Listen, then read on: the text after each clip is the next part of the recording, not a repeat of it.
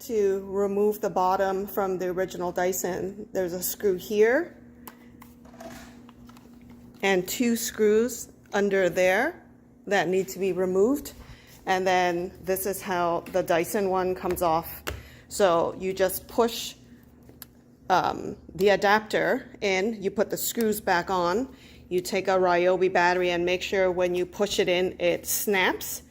And then with whatever, so it will make it a bit heavier because the Dyson battery is like heavy, but to extend the life of the vacuum, so I'm just gonna press power.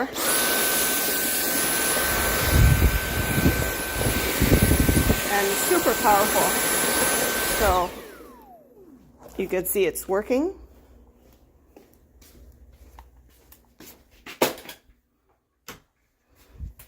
So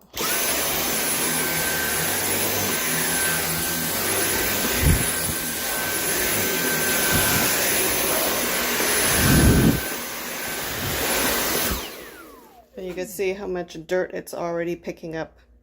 So this adapter, really awesome. So it definitely extends your vacuuming time.